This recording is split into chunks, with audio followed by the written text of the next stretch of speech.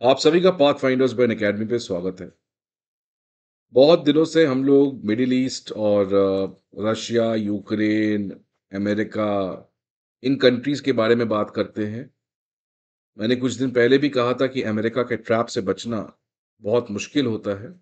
किस तरीके से अमेरिका अभी रिसेंट टाइम्स में सऊदी अरेबिया को अपने ट्रैप में लाना चाह रहा है to act against Iran. China की एग्रेशन बहुत सारे कंट्रीज में बढ़ रही है।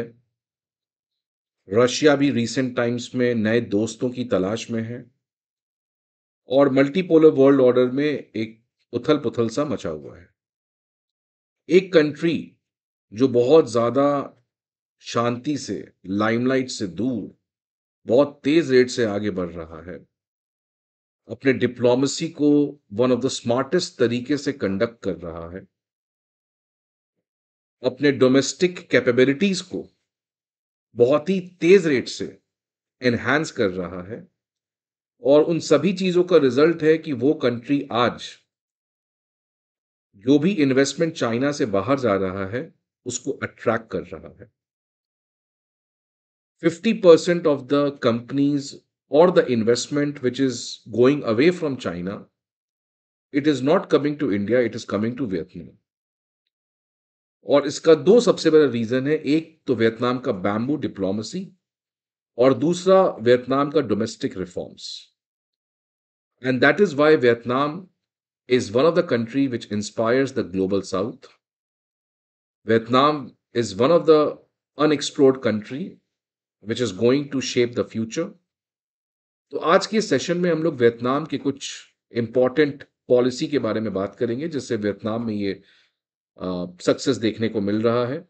And then at the end will try to compare कि क्या वियतनाम और भारत, इंडिया के बीच में इस मॉडल को हम इम्प्लीमेंट कर सकते हैं। बिकॉज इंडिया और वियतनाम का जो अभी हालात है वो बहुत हद तक सिमिलर है। वियतनाम चाइना से प्रॉब्लम झेल रहा है, इंडिया भी चाइना से प्रॉब्लम झेल रहा है। वियतनाम अमेरिका की दोस्ती बड़ी है, इंडिया अमेरिका की भी दोस्ती बड़ी है। तो हम लोग आगे बात करेंगे कि वियतनाम और इंडिया के सिचुएशंस काफी ज्यादा सिमिलर हैं, बट उन दोनों सिचुएशंस में वियतनाम ज्यादा बेटर परफॉर्म कर रहा है एज कंपेयर टू इंडिया। तो whether we can learn some lessons from Vietnam और नॉट, या वियतनाम का मॉडल इंडिया के लिए इररेलेवेंट है, इसके बारे में बात करेंगे। तो इन सारी चीजों के बारे में वी विल टॉक। आपको वीडियो अच्छा लगे तो लाइक जरूर करिएगा और अपने कमेंट को जरूर बताइएगा कि आपका क्या व्यू है इस पर्टिकुलर सेशन और इस पर्टिकुलर एनालिसिस के ऊपर। Feel free to have a different opinion, that makes the debate better. अब आगे बढ़ने के पहले आपके लिए एक इंपॉर्टेंट इंफॉर्मेशन कि आप प्लीज इस सेशन को जरूर अटेंड करेंगे। 10 मिनट के लिए अटेंड करें, बट अटेंड करें, बिकॉज इसमें मैंने आपको साइंटिफिकली ये बताना है कि आप कैसे अपने रिविजन स्ट्रैटेजी को और नोट्स मेकिंग स्ट्रैटेजी को बहुत बढ़िया तरीके से स्ट्रैटेजाइज कर सकते हैं, सो दैट आप अगर कोई भी चीज को एक बार पढ़ते हैं तो उसको एग्जाम तक आप नहीं भूलते हैं। आपकी मेमोरी पावर बहुत स्ट्रांग होती है। यही इस वेबिनार का पर्पस है। सो 20 अक्टूबर 5 बजे प्लीज आप इस सेशन को ज्वाइन करें। आपको स्कॉलरशिप की भी ऑफर दी जा रही है। 19 अक्टूबर को हमारा स्कॉलरशिप टेस्ट है। जितने भी इंटरेस्टेड स्टूडेंट्स हैं इस क्यूआर कोड को आप स्कैन करें, अपने आप को एनरोल कर सकते हैं।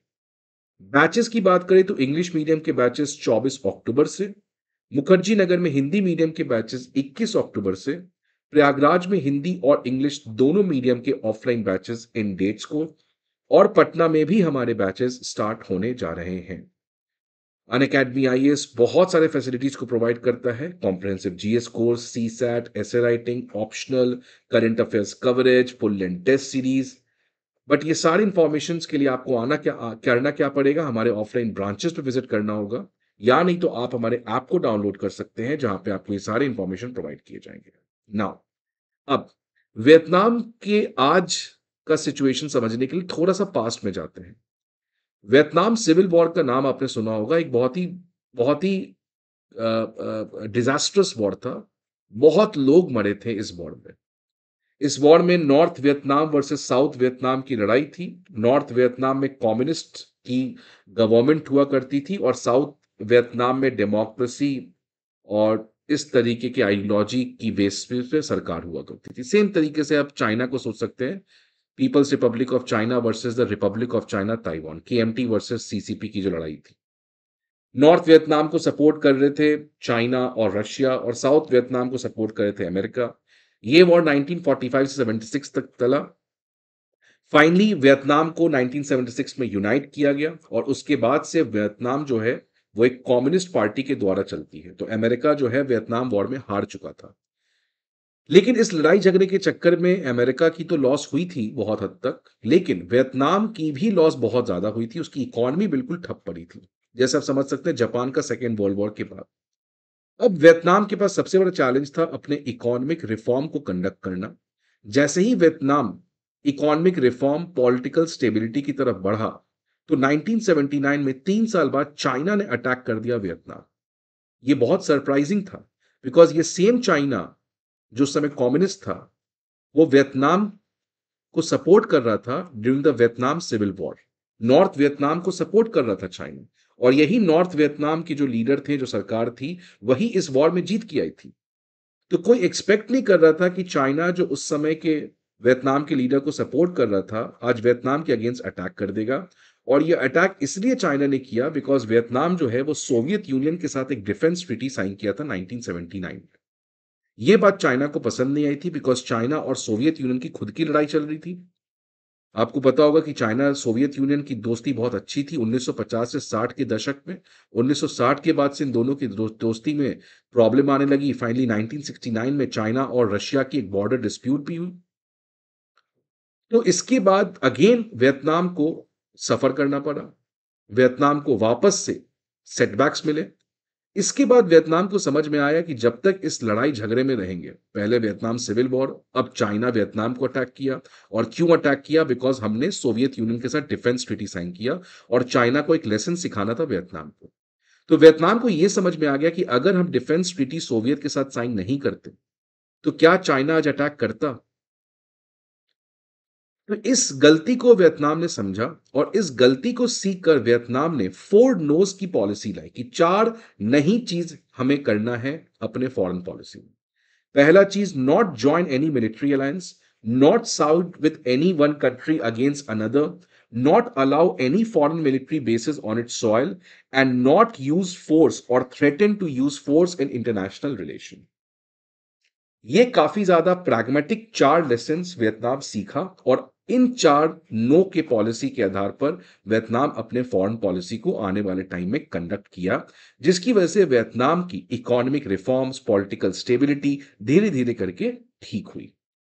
आई होप कि यूक्रेन के प्रेसिडेंट जेलेंस्की भी ये कुछ सीखते, बट वो तो, मैंने हमेशा कहा है कि अपने आप को हीरो बनाने के चक्कर में देश को बर्बाद किए।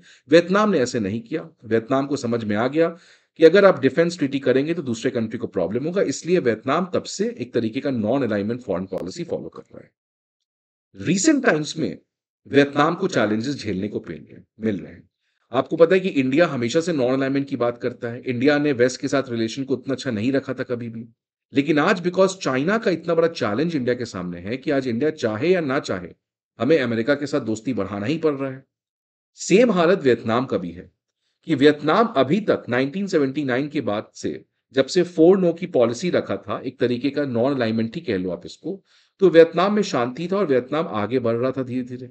लेकिन आज चाइना का चैलेंज वियतनाम के ऊपर मंडरा रहा है, और जब से 2022 में रशिया ने यूक्रेन को इन्वेड किया है, तब से वियतनाम का जो ये डर है, ये और बढ़ गया है चाइना के अगेंस्ट। तो आज के समय वियतनाम जो है वो बहुत सारे चैलेंजेस झेल रहा है, primarily from the Chinese aggression in the South China Sea. And Vietnam की जो इकोनॉमी है वो बहुत हद तक चाइना पे डिपेंड करती है, जिसका चाइना आने वाले टाइम में फायदा उठा सकता है, जिसके लिए वियतनाम अपने इकोनॉमी को डाइवर्सिफाई करने का बहुत प्रयास कर रही है। तो आज इस चाइना चैलेंज की वजह से, और जब से रशिया यूक्रेन वॉर हुआ है, अमेरिका और रशिया की कंपटीशन बढ़ी है, तो इन सारे चीजों की वजह से वियतनाम को आज समझ में आ चुका है कि चुपचाप बैठ के हम नॉन अलाइनमेंट के राह पे नहीं चल सकते। आज आप कह लो इंडिया को कि इंडिया नॉन अलाइनमेंट ना करे, ना रशिया के साथ दोस्ती करे, ना अमेरिका के साथ दोस्ती करे, तो क्या चाइना समझ जाएगा और चाइना हमको प्रॉब्लम क्रिएट नहीं करेगा? नहीं, चाइना करेगा ही। इसलिए आज इंडिया को डिसाइसिवली एक्ट करना पड़ रहा है। नहीं तो कौन सोचा था कि इंडिया क्वाड का मेंबर बनेगा, बट चाइना की मजबूरी से हमें बनना पड़ा। इसलिए वियतनाम जो है आज के इस नए इंटरनेशनल थ्रेट्स के मेज पे अपने चीजों को एनालाइज कर रही है। तो आप देख सकते हैं कि कैसे वियतनाम और इंडिया दोनों के बीच में सिमिलैरिटी आ रहा है। वियतनाम के जो चैलेंजेस है वो सेम इंडिया के चैलेंजेस हैं, लेकिन इस चैलेंज के अलावा एक वियतनाम के पास अपॉर्चुनिटी भी है और सेम अपॉर्चुनिटी इंडिया के पास भी है कि आज हम लोग मल्टीपोलर वर्ल्ड ऑर्डर में हैं और multipolar world order is full of contradictions. आप इस चीज को ऐसे समझ लीजिए कि पहले हम लोग यूनिपोलर में थे। अगर आप अमेरिका की बात नहीं मानोगे तो अमेरिका से आपकी इकोनॉमी आइसोलेट हो जाएगी, आप दुनिया से डिस्कनेक्टेड हो जाओगे, बिकॉज अमेरिका के पास बहुत पावर था। आज मल्टीपोलर है। आज अगर अमेरिका मेरे साथ ट्रेड नहीं करता है तो चाइना है, राइट? जैसे क्या हुआ आप देख लो यहां पे ईरान। अगर ये यूनिपोलर होता और अमेरिका ईरान के ऊपर सैंक्शन लगाता तो ईरान बिल्कुल बर्बाद हो जाता। लेकिन आज मल्टीपोलर है। आज अमेरिका अगर ट्रेड नहीं करेगा तो ईरान के पास रशिया है, ईरान के पास चाइना है, ईरान के पास इंडिया है। सो मल्टीपोलर वर्ल्ड ऑर्डर में एक अपॉर्चुनिटी होता है, बिकॉज मल्टीपोलर वर्ल्ड ऑर्डर में कॉन्ट्रडिक्शंस होते हैं बहुत ज्यादा, और उस कॉन्ट्रडिक्शंस का फायदा उठा सकते हैं। तो ये आज वियतनाम के पास कुछ जियोपॉलिटिकल चैलेंजेस आए हैं और वियतनाम के पास एक मल्टीपोलर वर्ल्ड ऑर्डर में एक नया अपॉर्चुनिटी भी आया है। तो इन चैलेंज और अपॉर्चुनिटी दोनों के कॉन्टेक्स्ट में वियतनाम ने अपने फॉरेन पॉलिसी को रिकैलिब्रेट किया है। और 2016 में सबसे पहली बार वियतनाम के जो जनरल सेक्रेटरी हैं, वियतनाम कम्युनिस्ट पार्टी के जो जनरल सेक्रेटरी हैं फू थ्रॉन्ग, इन्होंने वियतनाम के फॉरेन पॉलिसी को बताया इट इज बैम्बू डिप्लोमेसी, जिसको हम बैम्बू डिप्लोमेसी कहते हैं। तो सबसे पहली बार बैम्बू डिप्लोमेसी की बात इन पर्सन ने किया था, त्रोंग, जिनको हम कहते हैं वियतनाम में। बैम्बू डिप्लोमेसी का मतलब क्या, आप इसका एसेंस समझ लीजिए कि बैम्बू का अगर आप पेड़ देखेंगे तो इसकी जो रूट होती है ये बहुत स्ट्रांग होती है, बहुत स्ट्रांग होती है। लेकिन इसके जो ब्रांचेस होते हैं, इसके जो लीव्स होते हैं, वो बहुत फ्लेक्सिबल होता है। ये बहुत ज्यादा अडेप्टेबल है बैम्बू ट्री, बहुत फ्लेक्सिबल है, बहुत रिजिड नहीं है। तो इसका मतलब क्या है कि वियतनाम को भी अपने फॉरेन पॉलिसी में फ्लेक्सिबिलिटी रखना पड़ेगा। किस तरीके का इंटरनेशनल पॉलिटिक्स है उसके हिसाब से उस देश को क्या सबसे बड़ा फायदा होगा, वैसे डिसीजन लेना होगा। फॉर एग्जाम्पल जैसे इंडिया की बात कर ले कि कौन सोचा था कि रशिया यूक्रेन वॉर होगा, और रशिया यूक्रेन वॉर होगा तो सस्ता तेल मिलेगा जिसको हम खरीद सकते हैं, तो इंडिया ने खरीदा। लेकिन अगर इंडिया अमेरिका का अलायंस पार्टनर होता तो क्या हम खरीद सकते थे तेल? नहीं। मतलब इंडिया की जो फॉरेन पॉलिसी वो फ्लेक्सिबल है। वैसे ही वियतनाम को भी समझ में आ गया कि अगर हमें इस पर्टिकुलर दौर में अपने नेशनल इंटरेस्ट को फुलफिल करना है तो हम किसी के अलायंस ग्रुप पे नहीं जा सकते हैं, हम किसी के कैंप पे नहीं बैठ सकते हैं। Rather we have to be flexible.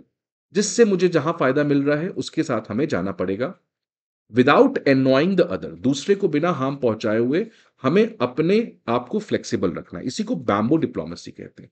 तो बैम्बू डिप्लोमेसी बैम्बू पेड़ के नाम पर है। बैम्बू पेड़ फ्लेक्सिबल होता है, अडेप्टेबल होता है। वैसे ही एक देश की फॉरेन पॉलिसी को भी फ्लेक्सिबल होना चाहिए, अडेप्टेबल होना चाहिए, बैलेंसिंग होना चाहिए। तो आज वियतनाम क्या कर रहा है, बैलेंस कर रहा है अपने रिलेशनशिप को with major power such as US and China, without living to heavily towards one side. किसी एक के पास हम लीन नहीं कर रहे हैं, दोनों कंट्री को बैलेंस कर रहे हैं और अपने नेशनल इंटरेस्ट को फुलफिल करने के लिए हम फ्लेक्सिबल अप्रोच ले रहे हैं, हम रिजिड अप्रोच नहीं ले रहे हैं। मतलब हम कभी अमेरिका के साथ क्लोज आ सकते हैं, कभी रशिया के साथ क्लोज आ सकते हैं, कभी चाइना के साथ क्लोज आ सकते हैं। आई विल बी फ्लेक्सिबल, और जैसे मेरा नेशनल इंटरेस्ट फुलफिल हो रहा है वैसे वैसे हम उस रास्ते में चलते रहेंगे, राइट? तो ये बैम्बू डिप्लोमेसी वियतनाम कंडक्ट कर रहा है, और इसका एग्जाम्पल देख सकते हैं कि आज वियतनाम का दोस्ती अमेरिका के साथ बहुत स्ट्रांग हुआ है, चाइना के साथ बहुत स्ट्रांग हुआ है, रशिया के साथ भी उतना ही स्ट्रांग हुआ है। आप देखिए कि वियतनाम यूएस, आज जो वियतनाम में कम्युनिस्ट पार्टी है उसका अमेरिका के साथ बिल्कुल दुश्मनी था, बिकॉज अमेरिका उस समय साउथ वियतनाम को सपोर्ट कर रहा था। लेकिन रीसेंट टाइम्स में वियतनाम अमेरिका की दोस्ती बहुत बड़ी है। इनफैक्ट 2023 में बाइडेन वियतनाम विजिट किए और रिलेशनशिप को कॉम्प्रिहेंसिव स्ट्रेटेजिक पार्टनरशिप में अपग्रेड किया गया। वियतनाम में अमेरिका जो है वो सेमीकंडक्टर मैन्युफैक्चरिंग के लिए बहुत कुछ इन्वेस्ट कर रहा है, और वियतनाम जो है वो एक फ्रेंड शोरिंग पार्टनर बना है यूनाइटेड स्टेट्स का। फ्रेंड शोरिंग का मतलब कि आप अपने सप्लाई चेन्स को एक फ्रेंडली कंट्री में बना रहे हो, और उसमें बेस्ट कंट्री वियतनाम इमर्ज हो गया है। लेकिन सिमिलरली वियतनाम जो है वो चाइना के साथ भी उतना ही अच्छा रिलेशन रखा है रिसेंट टाइम्स में। आप देख सकते हैं कि जो कम्युनिस्ट पार्टी ऑफ वियतनाम के चीफ है ट्रॉन्ग, जिन्होंने बैम्बू डिप्लोमेसी का कॉन्सेप्ट दिया था, वो पहली बार चाइना विजिट करते हैं चुनाव जीतने के बाद, अपने कस्टम को ब्रेक करते हैं, बिकॉज हमेशा से कम्युनिस्ट पार्टी के जो चीफ है वो लाओस जाते थे, बट इस बार वो चाइना गए। 2023 में चाइना के लीडर शी जिनपिंग वियतनाम में आए, जिसके बाद आप देखिए क्या हुआ कि हमेशा से वियतनाम जो है वो चाइना के कम्युनिटी विद शेयर्ड फ्यूचर की स्कीम को ज्वाइन नहीं करना चाहता है। आपको पता है कि बीजिंग जो है वो पूरी दुनिया में अपने सॉफ्ट पावर के लिए अपने आइडियोलॉजी को प्रमोट कर रहा है, और वो आइडियोलॉजी क्या है कि बीजिंग जो है वो एक ऐसा कम्युनिटी बनाना चाहता है जिन सभी का फ्यूचर शेयर्ड हो, सो कम्युनिटी विद शेयर्ड फ्यूचर। इस चीज से हमेशा से आपको जो वियतनाम है वो बचा है। वियतनाम बीआरआई प्रोजेक्ट से भी बचता है, बिकॉज बीआरआई प्रोजेक्ट्स का ऑब्जेक्टिव ही है ये है community with a shared future बनाने का। तो वियतनाम जो है वो हमेशा से BRI project, community with a shared future, इनसे बचता है। लेकिन क्योंकि रिसेंट टाइम्स में वियतनाम अमेरिका के साथ दोस्ती बहुत बढ़ाया, इसको बैलेंस करने के लिए वियतनाम ने बीआरआई प्रोजेक्ट्स को प्रमोट किया, और वियतनाम ने कम्युनिटी विद शेयर्ड फ्यूचर को भी एक्सेप्ट किया। सो आप देख सकते हैं कैसे वियतनाम जो है वो डिप्लोमेटिकली अपने आप को बैलेंस कर रहा है। वियतनाम जो है वो चाइना का सबसे बड़ा ट्रेडिंग पार्टनर भी है पिछले कई सालों से। और तीसरी तरफ रशिया, रशिया वियतनाम का सबसे पुराना दोस्त है।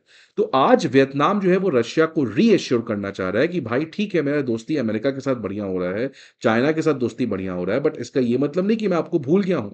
इसलिए अभी भी आप देखो कि रशिया के साथ बहुत बड़ा डिफेंस डील कर रहा है, वेस्टर्न सैंक्शंस को बाईपास करके दोनों ट्रेड कर रहे हैं। और जून 2024 में आप देख सकते हैं Russian president Vladimir Putin Vietnam visit किए। तो मतलब 2023 में बाइडेन विजिट किए, 2023 में शी जिनपिंग विजिट किए, 2024 में पुतिन विजिट किए। आप समझिए तीनों ग्रेट पावर्स के लीडर वियतनाम विजिट कर रहे हैं बैक टू बैक। इसका मतलब कि Vietnam is the future in this particular area. Vietnam एक हिडन चीज है जिसको सब लोग इन्वेस्ट कर रहे हैं, और साथ साथ वियतनाम बाकी कंट्रीज के साथ, इंडिया के साथ रिलेशन को बढ़ाया है, जापान, ऑस्ट्रेलिया, फ्रांस के साथ कॉम्प्रिहेंसिव स्ट्रैटेजिक पार्टनरशिप किया है। अब आने वाले टाइम में इंडोनेशिया, सिंगापुर, फिलीपींस के साथ भी अपने रिलेशनशिप को अपग्रेड कर रहा है। So this is what is bamboo diplomacy, की एक तरीके से बहुत सारे कंट्रीज के साथ हम फ्लेक्सिबली अपने रिलेशंस को बना रहे हैं, और जिससे जैसे जैसे हमें फायदा मिल रहा है वो हम कर पा रहे हैं। और ये क्यों कर पा रहे हैं? बिकॉज आज मल्टीपोलर है। आज एक कंट्री के भरोसा नहीं रह सकता है, बहुत सारे कंट्रीज हैं जिनके साथ हम मिलजुल के आगे बढ़ सकते हैं। सो ये वियतनाम का बैम्बू डिप्लोमेसी की वजह से आज सक्सेस है। तो externally Vietnam bamboo diplomacy conduct कर रहा है, लेकिन अगर इंटरनली बात करें तो वियतनाम वहां पे भी बहुत सारे रिफॉर्म्स लाया है, खासकर ह्यूमन और फिजिकल कैपिटल में, infrastructure, education, skill development, health facilities, उन पे बहुत इन्वेस्टमेंट किया है। और पब्लिक इन्वेस्टमेंट किया, नॉट प्राइवेट इन्वेस्टमेंट, जिससे उनका रिसोर्स कम बचता है और इंप्लीमेंटेशन वहां पे बेटर हुआ है। 15 फ्री ट्रेड एग्रीमेंट्स किए हैं, जिसकी वजह से वियतनाम जो है वो अपने एक्सटर्नल ट्रेड को बहुत तेज रेट से लिबरलाइज कर रहा है। कॉर्पोरेट टैक्सेस को कट किया है, स्पेशल इंडस्ट्रियल जोन्स बनाया है, और पॉलिटिकल स्टेबिलिटी को बहुत अच्छे से रखा है, सो दैट गुड गवर्नेंस रहे। तो आप देख सकते हैं वियतनाम एक्सटर्नल रिफॉर्म्स साथ साथ इंटरनल रिफॉर्म्स दोनों को बहुत अच्छे से कंडक्ट कर रहा है। और इसका रिजल्ट क्या, आप ये देखिए कि 2019 में जितना $31 बिलियन का इन्वेस्टमेंट जो चाइना से बाहर गया, उसमें 46% वियतनाम के पास आया, मलेशिया के पास 27% आया, और इंडिया के पास मात्र 10% आया। अगर 2010 की बात करें तो वियतनाम और इंडिया दोनों का मैन्युफैक्चरिंग एक्सपोर्ट में शेयर था 1%। आज 2022 की लगभग डेटा की बात करें तो वियतनाम का मैन्युफैक्चरिंग में एक्सपोर्ट का शेयर कितना है? 12%, और इंडिया का मात्र 2.5% है। सैमसंग का पूरी दुनिया में सबसे बड़ा फोन असेंबली प्लांट वियतनाम में है, जहां पे 1 लाख लोग वियतनाम के काम करते हैं। तो ये बता रहा है कि वियतनाम कितने स्मार्टली एक्सटर्नल और इंटरनल रिफॉर्म्स करके आज इतने अच्छे से अपने मैन्युफैक्चरिंग पावर हाउस को बढ़ा रहा है। और फ्यूचर में सेमीकंडक्टर का भी वियतनाम एक बहुत बड़ा सप्लाई चेन बनने जा रहा है। बहुत सारे इन्वेस्टमेंट वियतनाम में हो रहे हैं। Now should we compare to India? अब बहुत लोग का कहना है कि कुछ चीजें तो है सीखना, कि वियतनाम भी सेम चीज कर रहा है जो इंडिया कर रहा है। वियतनाम के पास भी जो सेम चैलेंजेस है जो इंडिया के पास चैलेंजेस हैं, वियतनाम के पास भी जो अपॉर्चुनिटीज है वो सेम इंडिया के पास अपॉर्चुनिटी है। आज वियतनाम के पास भी एक डेमोग्राफिक डिविडेंड हो रहा है, इंडिया के पास भी, हमारे पास डेमोग्राफिक डिविडेंड की चांसेस है।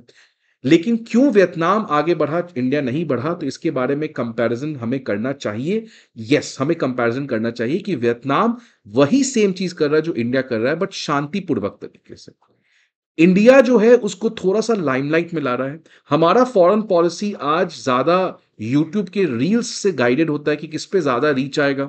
हमारे फॉरेन पॉलिसी को आज मीडिया ने ओवर हाइप किया है, ओवर ग्लोरीफाई किया है, जिसकी वजह से फॉरेन पॉलिसी जो इंडिया के हैं, उन मेकर्स के ऊपर एक प्रेशर आ चुका है कि डोमेस्टिक ऑडियंस की एक्सपेक्टेशंस को कैसे फुलफिल कर सके शॉर्ट टर्म में, not in the long term. इसलिए हमारे फॉरेन पॉलिसी को थोड़ा-सा लाइमलाइट से बाहर रह के नेशनल इंटरेस्ट के लिए काम करना चाहिए। जो एक्सेसिव ग्लोरिफिकेशन हो चुका है फॉरेन मीडिया में फॉरेन पॉलिसी को, उससे हमें थोड़ा बचना चाहिए। बाकी अगर देखा जाए तो वियतनाम और इंडिया के कंपैरिजन को करना आसान नहीं है। वियतनाम 10 करोड़ का आबादी है, इंडिया 140 करोड़ की आबादी है। वियतनाम में डिक्टेटरशिप के थ्रू आप ये सब कर सकते हो, इंडिया एक डेमोक्रेसी है और डेमोक्रेसी में स्लो प्रोग्रेस होता है। वियतनाम का ज्योग्राफी अलग है, इंडिया का ज्योग्राफी अलग है। सो ये कुछ चीजें हैं जिससे हम वियतनाम के मॉडल को या वियतनाम को कंपेयर करके हम इंडिया को क्रिटिसाइज नहीं कर सकते हैं, बट कुछ चीजें हम वियतनाम से सीख सकते हैं, खासकर उनका जो साइलेंट डिप्लोमेसी है, जो वो स्मार्टफुली कर पा रहे हैं। ना आपके क्या व्यूज हैं, आप जरूर कमेंट बॉक्स में बताएं। अगर आपको वीडियो अच्छा लगे तो लाइक जरूर करिएगा। See you again the next video, till then good bye and take care.